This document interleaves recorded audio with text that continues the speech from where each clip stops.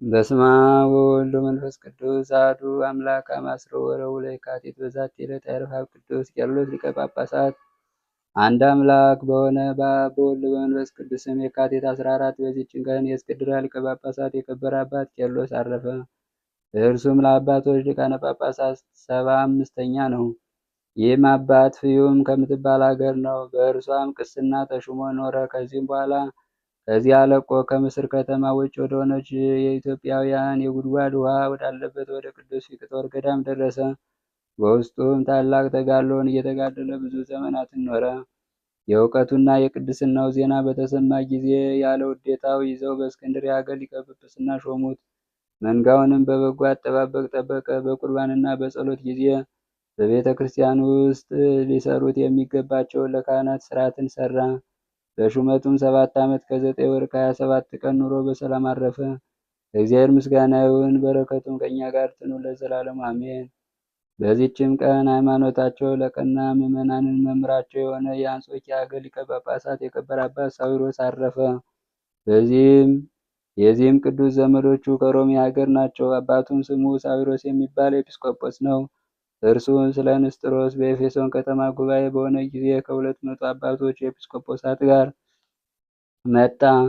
በዚያም እንዲህ የሚለውን ራእይ አየ። ከአንተ የሚወለድ ልጅ ስሙም እንደ ስምህ ሳዊሮስ ተብሎ የሚጠራ፣ እርሱም የቀናች ሃይማኖትን ያጸናታል።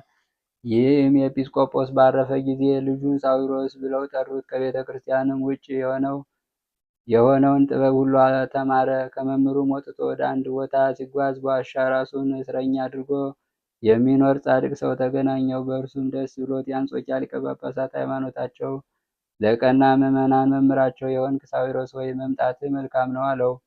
ሳዊሮስም ከቶ ሳያውቀው በስሙ በጠራው ጊዜ የሚደረግለትንም ከመሆኑ አስቀድሞ በመናገሩ አደነቀ። ከዚህም በኋላ ሳዊሮስ ትሩፋቱ በመስራት አደገ። መልካም ስም አጠራሩና ዜናው ተሰማ። በአባ ሮማኖስም ገዳም መንኩሶ ታላቅ ተጋድሎን ተጋደለ። ለትሩፋትም ስራ እጅግ የተጠመደ ሆነ። የከበረ ወንጌል በተራራ ላይ የተሰራች መንደር መሰወር አትችልም እንዳለ ዜናው በሁሉ ዘንድ ተሰማ። የአንጾኪያ ሊቀ ጳጳሳትን ባረፈ ጊዜ አዋቂዎች ኤጲስቆጶሳት ይህን የከበረ ሳዊሮስን ይሾሙት ዘንድ ተስማምተው ያለ ውዴታ ወስደው በአንጾኪያ ሀገር ላይ ሊቀ ጵጵስና ሾሙት። በሹመቱም እስከ ዓለም ዳርቻ ያለች ቤተ ክርስቲያን ብርሃን ሆነላት። በሀገሮች ሙሉ ወዳሉ መናፍቃን ከሃዲያን ትምህርቱ በሚደርስ ጊዜ 2 አፍ እንዳለው ስለታም ሰይፍ ስራቸውን ይበጥሳልና። ከጥቂት ቀኖችም በኋላ አማኒው ንጉሥ ሞቶ በእርሱ ፈንታ ስሙ ዮስጥያኖስ የሚባል መናፍቅ ነገሰ። ንግሥቲቱ ሚስቱ ግን ሃይማኖቷ የቀና ነው። ስሟም ቴዎድራ ይባላል። ንጉሱም የኬልቄዶን ወደሆነች ወደ ረከሰች ሃይማኖቱ ይህን የከበረ አባት ያስገባው ዘንድ ያስፈራራው ነበር። እርሱ ግን ፈርቶ አይታዘዝለትም። ቁጣውንም የሚፈራ መስሎት በእርሱ ላይ አብዝቶ ተቆጣ። ቁጣውንም ባልፈራ ጊዜ በስጉር ሊያስገድለው መከረ። ንግሥቲቱም አውቃ ከንጉሱ ፊት ይሸሽ ዘንድ ሊቀ ጳጳሳቱን መከረችው።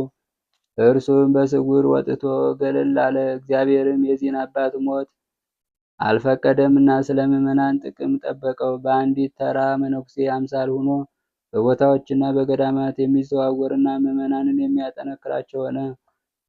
ስካ በሚባል አገርም ስሙ ዱራታዎስ ከሚባል ደግ ምዕመን ባለጸጋ ሰው ዘንድ ተቀምጦ ሳለ ጌታችን በእጆቹ ብዙ ድንቆችን ታምራቶችን አደረገ። ስካ በተባለ አገርም እስካረፈ ድረስ በቀናች ሃይማኖት ይጸኑ ዘንድ ሁሉንም ያስተምራቸው ነበር። ከዚህ በኋላ ወደ ዝጋ ገዳም አፈለሱት። ለእግዚአብሔር ምስጋና ይሁን፣ እኛንም በጸሎት ይማረን፣ በረከቱም ከእኛ ጋር ትኑር ለዘላለሙ አሜን። ሰላም ለሳዊሮስ አንበሳ አገዳ ላውያን ዘይሰብር ወዘመናፍቃን ቴክሳ እስመ በትምህርቱ አንጻ ወበሃይማኖቱ ቀደሳ ከመይቅረብ አለ ቤተ ክርስቲያን ከኒሳ በእብነ ቃሉ እንዘይዌግር እንስሳ። በዚችም ዕለት የእስክንድርያ ሀገር ሊቀ ጳጳሳት የከበረ አባት አባ ያዕቆብ አረፈ። እርሱም ለአባቶች ሊቃነ ጳጳሳት 50ኛ ነው። ይህም አባት ሕልመቱዝ የተባለ የግብፅ ንጉሥ በነገሰ በ17 ዓመት ተሾመ። እርሱም ለመኮንን ለወልደ ሀሮን ረሽድ ወንድም የሆነ ነው። በዚህም አባት ዘመን የአስቄጥስ ገዳማት ታድሰው መነኮሳቱ ወደ እሳቸው ተመለሱ። አፎን በሚባል አገር ስሙ መቃርስ የሚባል ሰው ነበረ። ወደዚህም አባት ወደ ያዕቆብ መጥቶ ወደ ቤቱ በመሄድ ቤቱን ይባርክለት ዘንድ ለመነው። እርሱም አብሮት ሄደ። ታሞ የነበረ ልጁም ሞተ። ወደ አባ ያዕቆብም አቅርቦ እንዲህ ብሎ ለመነው። ከእርሱ በቀር ልጅ የለኝምና አባቴ ሆይ ራራልኝ። እርሱንም እነሆ ሞተ። ስለ እርሱ ወደ እግዚአብሔር ትማልድ ዘንድ እለምንሃለሁ አለው። አባ ያዕቆብም እንደ እምነት ይሁንልህ፣ አትፍራ አለው። ሕፃኑም ከአባቱ ተቀብሎ ታቀፈውና በላዩ ጸለየ። በመስቀል ምልክትም አማተበበት። ስለ እርሱም ወደ እግዚአብሔር ለመነ። ጌታችን ልመናውን ተቀበለው። የሕፃኑ ነፍስ ተመልሳ ዓይኖቹን ገለጠ። ከሞትም ድኖ ተነሳ። አባቱንም ልጅህን ውሰድ፣ የሞተ አይደለም ያንቀላፋ ሆኖ ነው እንጂ አለው። የሕፃኑም አባት ይህን ድንቅ ሥራ ባየ ጊዜ እጅግ ፈራ። የገንዘቡንም እኩሌታ ለምጽዋት ብሎ ሰጠው። እርሱም ወደ ኢየሩሳሌም ልኮ ሃይማኖታቸው ለቀና ምዕመናን ሁሉ ወደ እርሷ በመጡ ጊዜ መጠጊያ ትሆን ዘንድ ቤተ ክርስቲያንን ሰራባት። የአንጾኪያ ሊቀ ጳጳሳት ዲዮናስዮስም ወደ ምስር በመጣ ጊዜ ከአባ ያዕቆብ ጋር ተገናኝቶ ከእርሱ ዘንድ ጥቂት ቀኖች ተቀምጦ ወደ አገሩ ተመለሰ። ይህም አባት ያዕቆብ በሹመቱ 10 ዓመት ከ8 ወር ከ3 ቀን ኑሮ በሰላም አረፈ። በረከቱም ከእኛ ጋር ትኑር፣ ለእግዚአብሔር ምስጋና ይሁን አሜን። ሰላም ለያዕቆብ ለእግዚአብሔር ቅዱሱ ዘአድባረ ገዳም ኩሉ በመዋዕሊሁ ታደሱ እስካቡ ገነ ለብለ ጸጋው እበየ ሞገሱ በግሰተ ዱ ጽላሎታ ለርሱ ውስተ በነ ሕፃን ገባት ዘወፃት መንፈሱ። በዚችም ቀን የቅዱስ ዳርዮስ የጳውሎስ የኩደራስና የሊዲያ መታሰቢያቸው ነው። በረከታቸው ከእኛ ጋር ትኑር ለዘላለሙ አሜን። ለእግዚአብሔር ምስጋና ይሁን ይገባል፣ አሜን። በስመ አብ ወወልድ ወመንፈስ ቅዱስ አሐዱ አምላክ አማስሩ ሐሙሱ ለየካቲት በዛቲ ዕለት አይረፈ አብይ ነቢይ ወጻድቅ ዘካርያስ አሐዱ እምአሰርቱ ወክልኤቱ ደቂቀ ነቢያት። ወበዛቲ ዕለት ቅዳሴ ያለ ቤተ ክርስቲያን ከዘሰማዕታት አርባዕራ ሰማይ ዘሀገረ ስጥያ። ወበዛቲ ዕለት አይረፈ ጽሙድ ወመስተጋድል አባ በፍኑትዮስ። ያቅረብኩ ማህሌተ አዘኪሬ አእላፈ ምለተ ጸምዱከ ዘልፈ ዘንዴቴ መጻፈን ተረሰከ እግዚኦ ጸሪቀ መበለት ውኩፈ እምላ በውላን ዘተርፈ ነቢያት ቅዱሳን ሐዋርያት ሰባክያን ሰማዕታት ጻድቃን ደናግል ወመነኮሳት ሄራን ባረኩ ጉባኤ ዛቲ መካን እስከ አረገ ደኢኮኖስ ሕፃን ለዘጻፈው በክርታሱ ለዘጻፈው ዘደረሰ ለዛንቦ ለዘተርጎ ልሳን አዲስ ወለዘሰማ ቃሉ በዝነ መንፈስ በጸሎተሙ ማርያም አራቂተ ኩሉም ባይስ ህቡረ ይማረነ ኢየሱስ ክርስቶስ ህቡረ ይማረነ ኢየሱስ ክርስቶስ ህቡረ ይማረነ ኢየሱስ ክርስቶስ።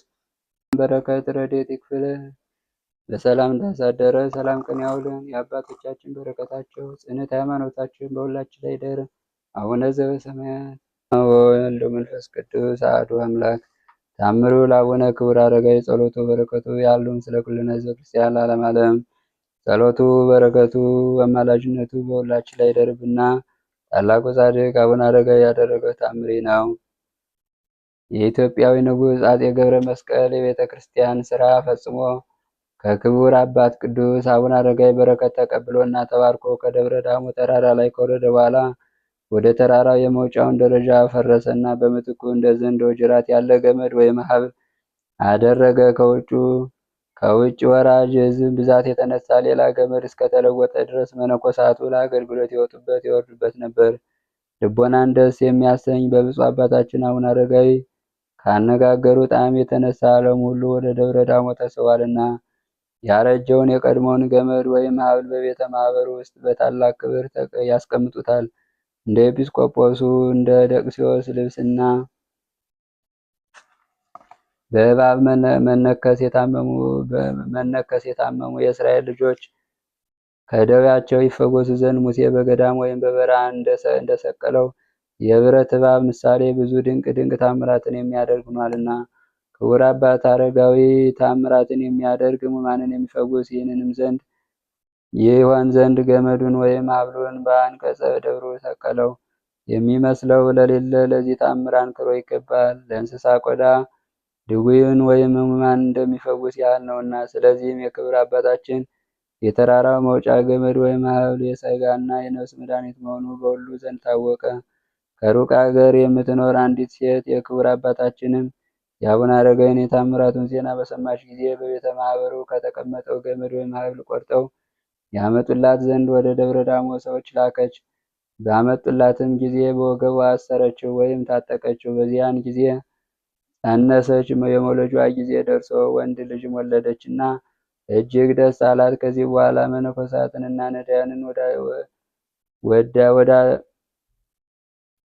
መነኮሳትን ነዳያንን ወዳድ ሆነች። ቅን አስተሳሰብም ታደርግላቸው ነበር። በክቡር አባታችን አቡነ አረጋዊ በሀብሉ ፍቅር ተጠመደች። ከደዌ ሥጋ ከደዌ ነፍስ ፈጽማ ትፈውሳለችና። ዳግመኛም ንጉሡ አጼ ገብረ መስቀል ከተራራው ላይ በሚወርድበት ጊዜ ለተራራው መወጣጫ ይሆን ዘንድ ያሳነጽከው ደረጃ ወይም መሰላል ፈጥነ በአፍርሰው፣ በእሱም ፈንታ የእግዚአብሔር ስሙ ይመሰገን ዘንድ በዘንዶው ጅራት አይነት ገመድ ወይም ሐብል አብጅለት ብሎ ነቢይና ጻድቅ የሚሆን ክቡር አባታችን አቡነ አረጋዊ ስለዚህ ገመድ ወይም ሐብል ነገር ለንጉሡ የነገረው ትንቢት ተፈጸመ። በእርግጥም በክቡር አባታችን አረጋዊ ገመድ ወይም ሐብል ምክንያት የእግዚአብሔር ስሙ ተመሰገነ። የእግዚአብሔርም መላእክቶች በሚወጡበት በሚወርዱበት ሆኗልና። መላእክተ እግዚአብሔር የተባሉም የመላእክት ንጹሕ አስኬማ የተቀበሉ የተቀዳጁ በሐሳብ በቃል ባነጋገር በስራ አንድ ሆነው ተባብረው የሚኖሩ 6000 የሚሆኑ የክቡር ንጹሕ አባታችን አቡነ አረጋዊ ደቀ መዛሙርት ናቸው። ስለዚህም ይህች ታላቅ የሆነች ደብረ አልያ እንደ ኤዶም ገነት አምሳል ሆነች ወይም ተመሰለች። ይህች ታሪካዊት ገመድ ወይም ሐብል ዘወትር እግዚአብሔርን እያመሰገኑ በውስጡ ዓለም የሚኖሩ ስጋውያን መላእክት መሰላል ሆነቻቸው። እነዚህ ስጋዊ ፈቃድን አሸንፈው እንደ መላእክት የተመሰሉ ቅዱሳን ጸሎታቸው፣ በረከታቸው የክብር አባታችን አቡነ አረጋዊ ረድኤት በሁላችን በሕዝበ ክርስቲያን ጋር ትኑር ለዘላለሙ አሜን። የቅዱሱ የአባታችን የአቡነ አረጋዊ በረከቱ ጸጋው ይደርብን። ሀገራችን ሰላም ያርግልን። እኛንም በረከቱ ትድረሰን። አቡነ ዘበሰማያት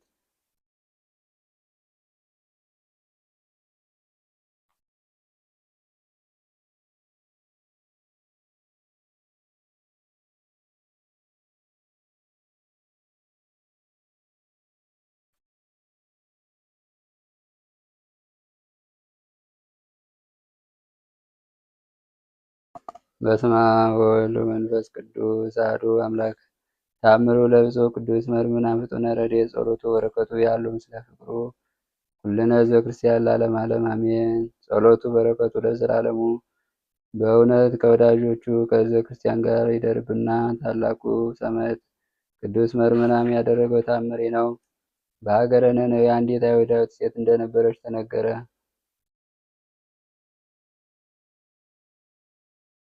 ከዓርብ ዕለታት በአንዱ ቀንም የምታበስለውን ሥጋ ስትመትር ድመት የምትመስል አውሬ ድንገት በፊቷ አለፈች። ያን ጊዜም ይህች አይሁዳዊት ሴት ደንግጣ በዚያችን ሰዓት ልቧን ስታ አበደች። ባሏም እጅግ አዝኖ የአይሁድ ካህናትን ጠራቸው። እነርሱም የኦሪት መጽሐፋቸውን ይዘው መጥተው ጸለዩላት። በጥቂቱ እንጂ ፈጽማ አልዳነችም። ጎረቤቶቹ ግን ሚስትህን ወደ ሊቀ ሰማዕት ቅዱስ መርምናን ቤተ ክርስቲያን ውሰዳት አሉት። ባሏም ወደ ቤተ ክርስቲያን የገባ ዘንድ ካህናቱ አይፈቅዱልኝምና እንዴት ሚስቴን መውሰድ እችላለሁ? አላቸው። ጎረቤቶችም አንተ እመንና ውሰዳት እንጂ ሚስትህን ወደ ልብ እንዲመልስላት የእግዚአብሔርን ሥራ ማን ያውቃል? እርሱ ፈጥኖ ያድንላል አሉት። እርሱም ይህች አይሁዳዊት ሚስቱን እጅግ እግሯን አስሮ በበቅሎም ጭኖ 2 ጠገራ ብር ዋጋው የከበረ መጎናጸፊያ ብዙ ዕጣንም በሚስቱ ቁመት ልክ ጧፍ ይዞ ከቅዱስ መርምናን ቤተ ክርስቲያን ደረሰ። ካህናቱም አይተው አንተ ማነህ? ምንስ ትፈልጋለህ? አሉት። እርሱም አይሁዳዊ ነኝ፣ ሚስቴ ራሷን ስታ ታማብኝ ደጉ ቅዱስ መርምናን ይምራት ዘንድ አምጥቻታለሁ አላቸው። እነርሱም አይሁዳዊ ነህና ትገባ ዘንድ አንፈቅድልም፣ ያመጣኸውንም አንቀበልም አሉት። ይህ አይሁዳዊ ብዙ ከተጓዘ በኋላ ለተጨነቁት ተስፋ ላዘኑትንም በሚያጽናና በእግዚአብሔር አምላኩ ፈቃድ ቅዱስ መርምራን በፈረሱ ተቀምጦ ተገልጦ አንተ ሐዘንተኛ ሰው ንገረኝ፣ ከወዴት ትመጣለህ? ወዴትስ ትሄዳለህ? ሲል ጠየቀው። ይህም ሰው ከቅዱስ መርምራን ቤተ ክርስቲያን ተመልሼ መምጣቴ ነው። ይህች ሚስቴን ክፉ ጋኔን ለክፏት እንደ ድመት ያስጨዋታል። ጎረቤቶቼ በነገሩኝ በቅዱስ መርምናን አማላጅነት አምኜ አምጥቻት ነበር። ነገር ግን ካህናቱ ወደ ቅዱስ መርምናን ቤተ ክርስቲያን ውስጥ ገባ ዘንድ ከለከሉኝ። እነሆ እኔም አዝኜና እንግዲህስ እግዚአብሔር የወደደውን ያድርግ ብዬ እየተመለሱ ነው ሲል መለሰለት። ለዚህ አይሁዳዊ ሰው ተጓዥ ፈረሰኛ መስሎ የተገለጸለት ሊቀ ሰማዕት ቅዱስ መርምናም ለዚህ አይሁዳዊ ሰው አዘነለት። ልቧን ስታ ወደ ታመመች የሰውየው ሚስትም ተጠግቶ ርኩስ መንፈስ ፈጥነ ከእርሷ ውጣ እያለ በበትረ መስቀሉ ዳሰሳት። ያን ጊዜ ቀድሞ አስደንግጧት ያደረባት ርኩስ መንፈስም ድመት መስሎ ወጥቶ እየጮኸ ሸሽቶ ጠፋ። ሴትየቱም ዳነች። እንደገናም ቅዱስ መርምናም ይህን አይሁዳዊ ሰው ከታሰረችበት ፍታትና ትሄድ ዘንድ ተዋት። አንተም ትመለሳለህ። መባህን በቤተ ክርስቲያኑ ደጃፍ ላይ አኑር። ተጠምቀ ክርስቲያንም እስክትሆን ድረስም ውስጥ አትግባ። ወደ አገርም ተመልሰ ከቤተሰቦች ሁሉ ጋር ተጠምቀ ክርስቲያን ሁን። ለላኩ ጎረቤቶችና ለሚጠይቁም ሁሉ አምላክ እግዚአብሔር በእኔ እጅ ያደረገልን ሁሉ ንገራቸው። በየወሩ 14 ቀንም ይልቁንም በወርሃ ግንቦት 14ኛው ቀን በየዓመቱ መታሰቢያ ማድረግን አትዘንጋ ብሎ ከእርሱ ተሰወረው።